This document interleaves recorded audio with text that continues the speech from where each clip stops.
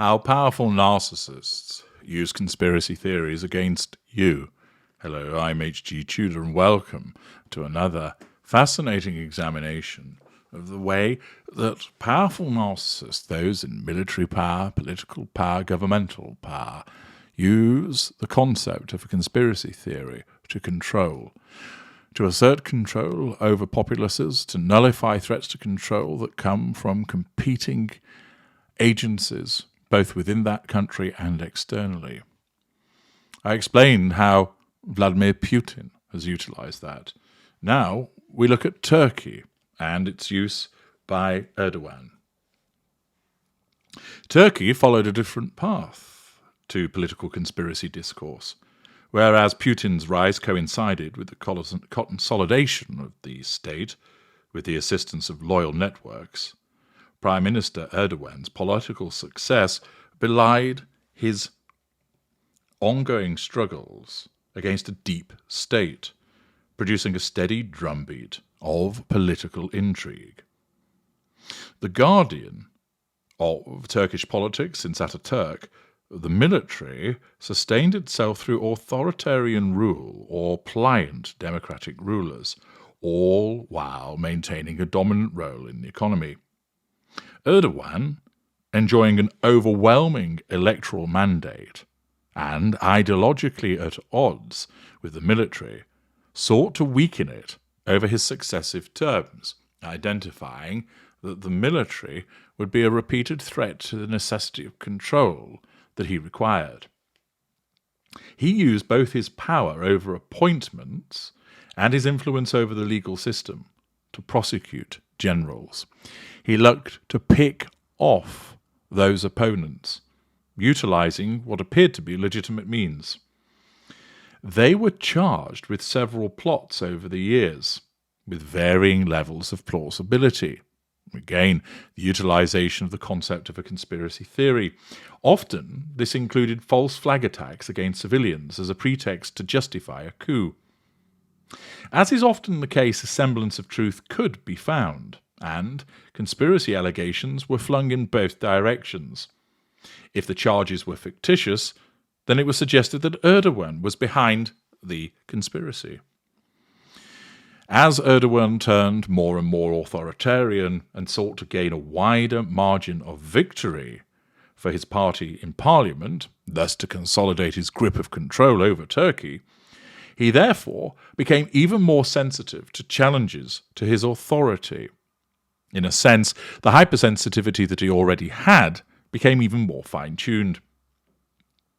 The protests of 2013 opposing an urban development project in Istanbul was a visible and threatening setback to Erdogan. As in Russia, mass protests were seen by the government as threatening both to the dominant narrative of progress through development and the pretense of broad support for his policies. The extended duration of the protests and the diversity of participants, especially those that had liberal and Western orientations, were inviting to suggest that there were conspiracies at work, again by identifying an external force that could potentially be scapegoated as part of that conspiracy. While endorsing heavy-handed dispersal tactics against demonstrators, assertion of control through use of force, Erdogan alleged a plot brought on by internal traitors and external collaborators. He went for the double whammy, saying that there was a fifth column that was being supported by external agitators. Members of the government also accused Jews, both directly and as a thinly veiled interest rate lobby, of seeking to harm Turkey. Again, utilizing the conspiracy theory that is often utilized by certain leaders, but rather lazy, to suggest that the Jews are behind everything. Later in his term, having neutralized Turkey's military as a threat, Erdogan was confronted with another deep state. Fethullah Gulen, a wealthy spiritual leader with a network of schools across Turkey, had been allied with Erdogan against the nationalist Old Guard, but they parted ways as Erdogan sought greater power. While their disagreement had been an object of rumours for several years, Erdogan only turned to embrace conspiracy theory when the intrigue broke out into the open in 2014, after Erdogan became the target of corruption allegations, which were a threat to his control, of course, and members of his inner circle, including lieutenants, were arrested. An audio recording surfaced purportedly of Erdogan instructing his son to move large amounts of cash in advance of a police raid. He claimed that he was the victim of a conspiracy by Gulen supporters who were reputed to populate the police and legal systems and owe their primary allegiance to Gulen. Erdogan retaliated by firing dozens of law enforcement officials and indicting Gulen. Given the magnitude of the challenge, the conspiratorial claim had to be massive as well. It needed to be big. It needed to be grand. So it was that Erdogan accused his adversary of launching the July 2016 coup attempt, which resulted in over 300 deaths, an audacious conspiracy allegation. Calling the plotters the Gulenist terrorist organization, labeling, Erdogan arrested or purged tens of thousands of people with purported ties, no matter how tenuous, and used the coup as a pretext to tighten his grip on power with greater presidential powers.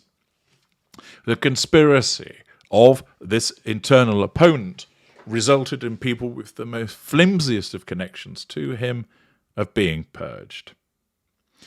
Was it possible that an old man living in exile in Pennsylvania was somehow able to work through hundreds of acolytes that had infiltrated the highest echelons of the Turkish state to nearly overthrow the president?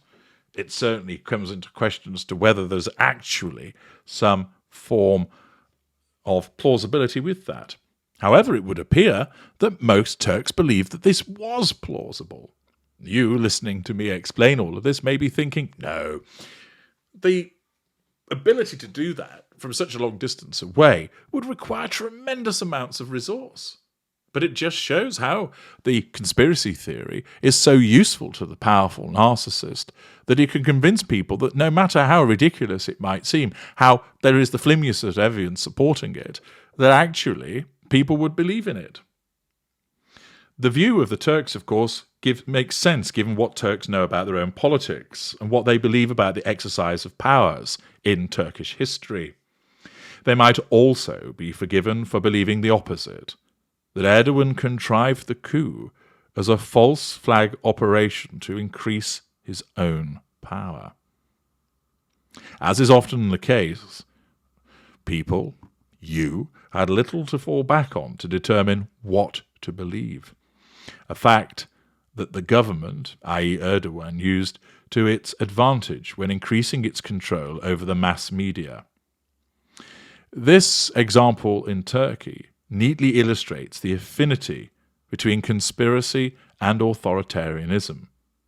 But both were facilitated by Erdogan exploiting the prior reality of factional intrigue and national insecurities, i.e., there was a fertile breeding ground once again for the conspiracy theory to be utilised. And he did so by using it against his populace to suggest that there was an enemy within, resulting in an extensive purge.